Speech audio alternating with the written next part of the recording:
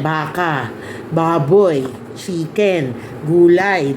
Hi everyone! Welcome back to Producer's Tips and Tricks by Mommy Cheryl. So today pag-uusapan na naman natin ay ang pagre-repurpose ng plastic. But this time, mga plastic na lalagyanan like this. Yan. Diba? So usually, nakukuha nyo itong mga ganito sa supermarket. For example, sa SNR. Ito yung mga pinaglalagyan ng mga meats, di ba? Pag bumibili kayo doon. So, hindi ko kagad itinatapon ng mga ito kasi I find it useful pa sa mga bagay-bagay. So, isa-isahin natin kung paano ko ginagamit ang mga ito, ha? First, yung mga ganitong trays, di ba? Saktong-sakto siya kapag may itoto ka. No? Kapag iiwan mo lang sa lababo, tapos ito yung pagpapatungan mo. At least yung mga dugo-dugo, yung mga tubig-tubig, hindi dediretso dun sa sink. Masasalok niya. At ito meron siyang mga ganito. So hindi siya mabababa dun sa mga liquid na yon. So maganda siyang gamitin sa pagto.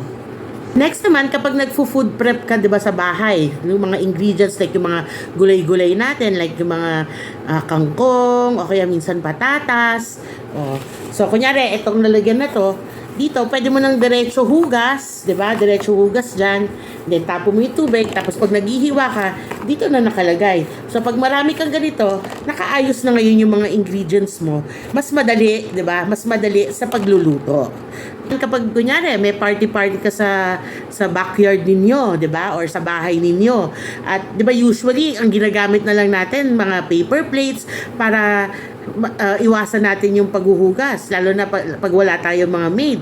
So pag nagpa-party minsan, kunyari may theme party kami, kunyari mga past few parties namin, like mga fishball party kami, iba-ibang klase, may fishball, squid balls, ganyan, kikiam. So may mga ganito akong lalagyan. So isa-isa siya. So lahat ng fishball dito, tapos lahat ng squid balls, another tray like this. So maganda siya tignan, organized. Tapos hindi naman medyo nakakahiya yung pagka-plastic niya, 'di ba? Kaysa naman yung mga babasagin pa at maghuhugas ka pa. O kaya minsan, 'di ba, pag magsa-samgyupsal party kayo, pwede din to sa mga iba-ibang karne. Pag marami kang ganito, kunyari baka, baboy, chicken, gulay, 'di ba? So, madali, mas ma-organize, 'di ba? Hindi mo na kailangan bumili ng mga mamahalin pang mga lalagyan na pare-pareho. So, at least nagagamit mo siya. So, hanggang malaspag siya ngayon. Minsan, pwede rin na mga lalagyanan lang talaga. Kunyari, for example, ikaw ay gagawa ng mga beads, 'di ba? Pwede mo lagay lahat ng beads dito. At least makikita mo white siya, 'di ba? So, pag gagawa ka ng bracelet, ayan beads. So, pwede siyang lalagyanan. O kaya, pang-organize ng mga gamot, just like nung nagkasakit si Wancho dati, ang dami niyang gamot.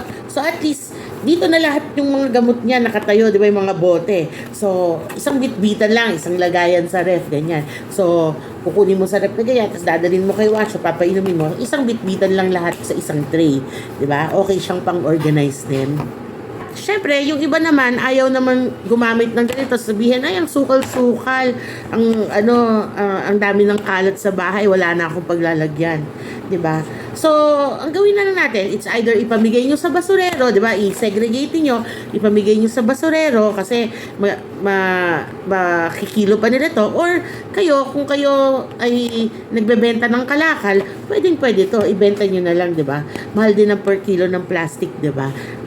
At least makakatulong pa na sa pag-iipon ninyo, 'di ba? More on that soon. Yun lang guys, sana nakatulong ulit ako sa inyo sa mga paggamit ng mga kaplastikan. See you again soon. Bye!